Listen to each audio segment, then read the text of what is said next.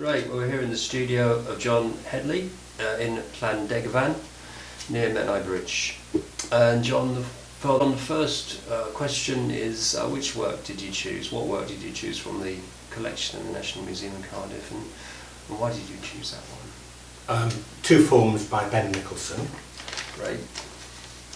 And I chose it because when I was looking through, I was partly interested in Graham Sutherland.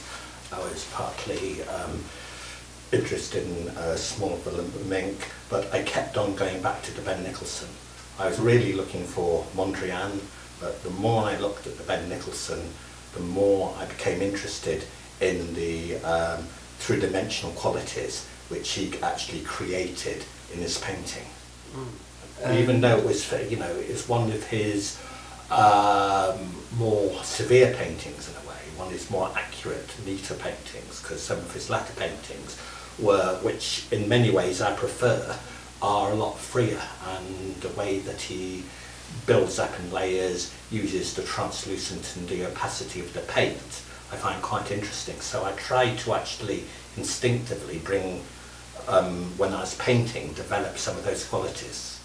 I've got this part-time job for about 4 or 5 weeks where I'm doing all the sort of pruning in Gloucester Hedley Gardens, and I'm literally in the wooden valleys and just shaping trees and things, and I'm finding the actual spatial qualities I'm seeing absolutely fascinating. And I keep on thinking of Mondrian's early drawings, and even some of Ben Nicholson's drawings, of that they actually took their initial ideas from, and I find it fascinating the way that sort of Mondrian developed from his tree images right the way through to his final abstract paintings. And I love that quote. I started life out as a realist, and I finished life as a realist. I think that's a fascinating concept. I then started to take elements from some of the other studies.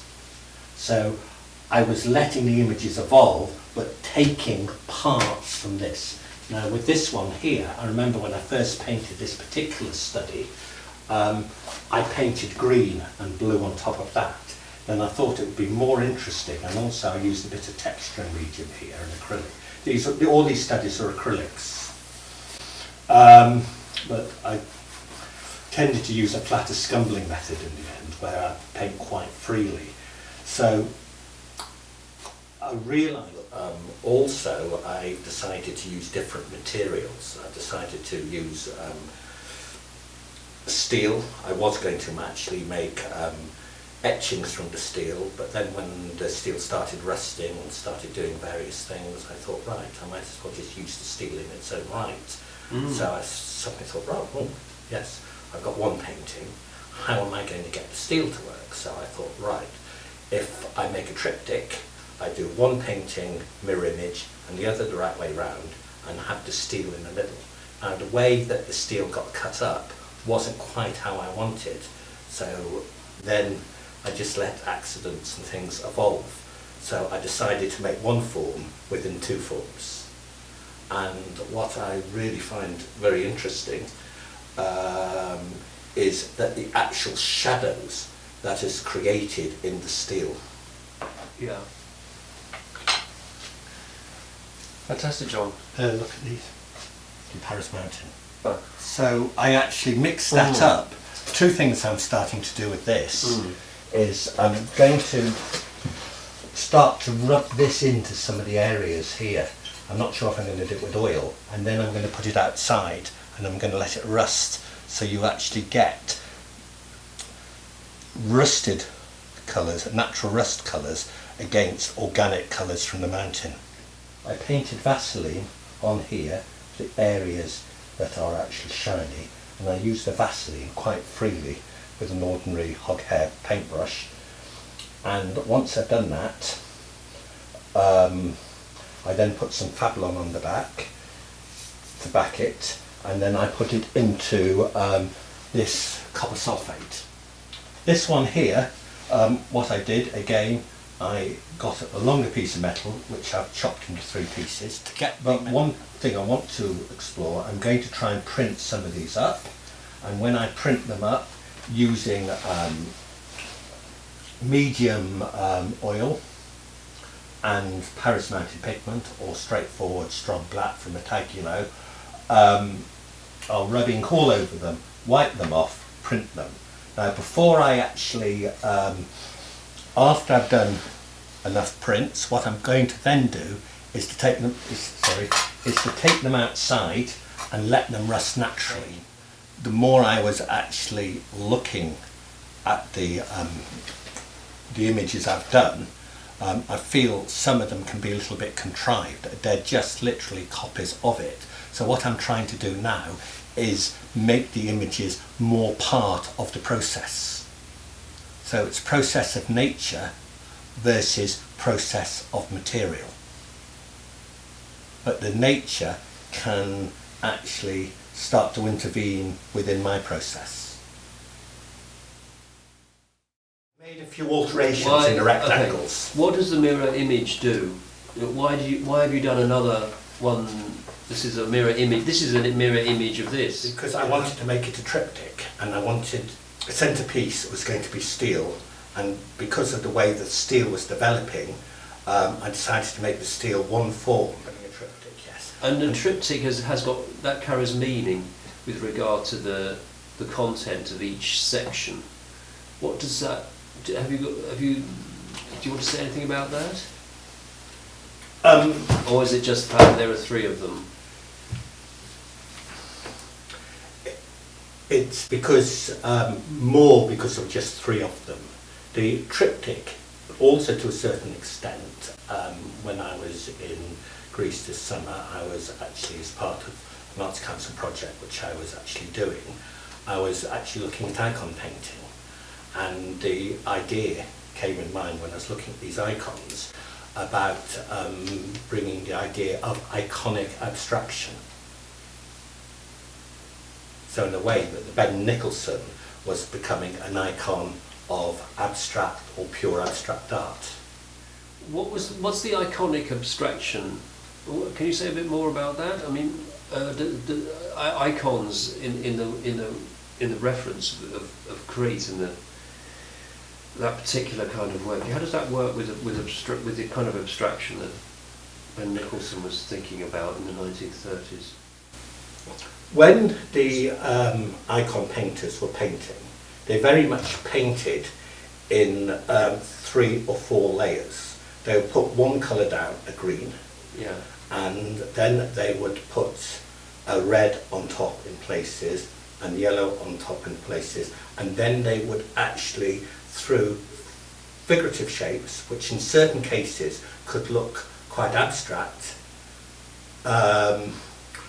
they put a third colour to actually create the shape and the figurative form. So before I painted lighter blue, I decided to actually underpaint it with the complementary orange. So that was a stronger orange, lighter orange, more or less yellow. And again, that's more or less sort of two harmonious colours, these more stronger complementary. And the idea, when I eventually overpainted the orange with blue in 2 or 3 areas, I may put another more blue or maybe a bluey green on top of this yet. I'm not quite sure. I need to think about that. I was going to, but the more I look at it, the more I think it should be left. So that I haven't quite decided. Yes. Yeah. These were leftover pieces of metal from my main piece, which is the centrepiece of the triptych. I then thought I was really interested how the actual metal was working and the three-dimensional qualities and the rust and how you can change the character of the metal by putting into acid, in particular way I was playing with the L shapes. So leftover pieces, even some of the bitten pieces, this was from a long piece which didn't quite work, so with a permanent marker pen I divided it. So now I'm thinking even further, and I think what I'm going to do here is to probably cut this in half here, here, and do that there. Do you see these as studies? these smaller ones? I see them as studies which could evolve into finished pieces. I'm not going to say they're studies or they're finished pieces. I'm just going to let them evolve and see what happens. Are they going to be? Are you going to have the relief aspect with them as you have with the bigger one? With some of them, yes. Others, no. I mean, I quite like just the simplicity of that. I think that's quite interesting. I mean, and what I can do is can just explore different possibilities. I could make things protrude even further. I mean, the possibilities just from one image are endless. Questions you know like that. So, John, can I ask, do you care where your work goes after it leaves the studio? If you sell a piece of work or something like that? Yes and no.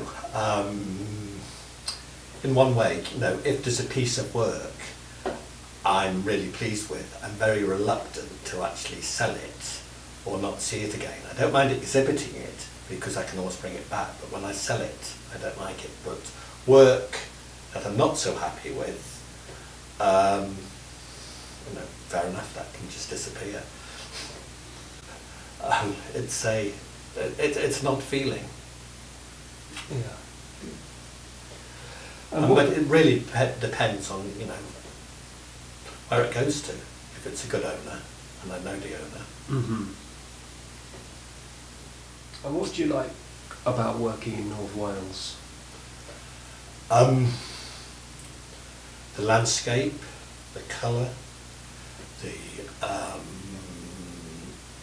atmospherics, and in particular I absolutely love the geology, and especially the geology up in the Swan.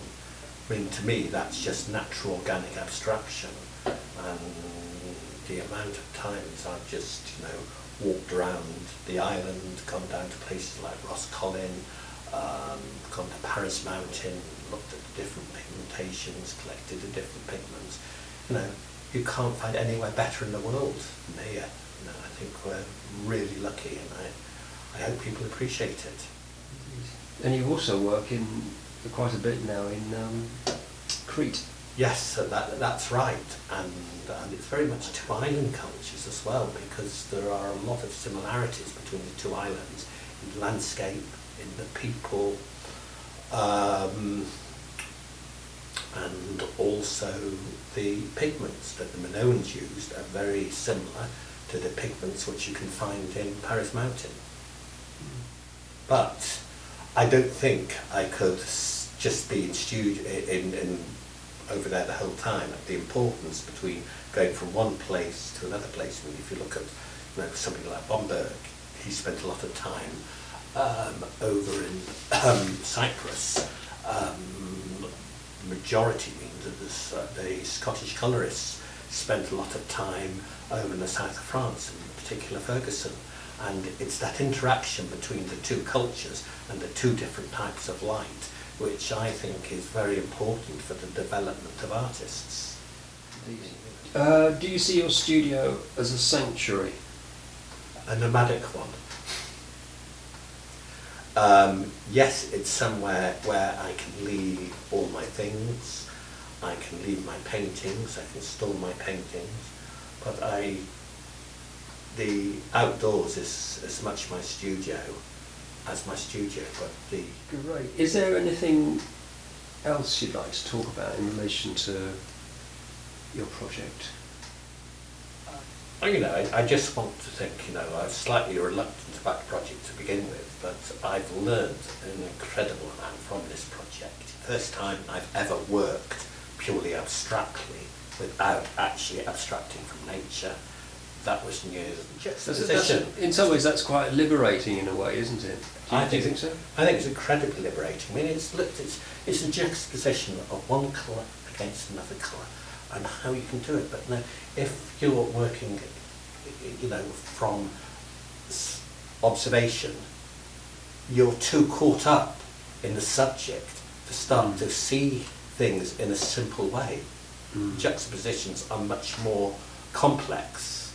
Now, when you're working away from it, it's actually really interesting. And going back to a friend of mine, Peter Archer, when he first saw these are what I call my organic abstracts, basically from rocks and things, he was saying that it's very important sometimes to actually go away and actually work from imagination. And he was suggesting I did that, working in a studio rather than being too caught up in observation. And this is what this project has actually done for me. Well, thank you, John, very much for letting us into your studio. And thank you very much for giving me the opportunity.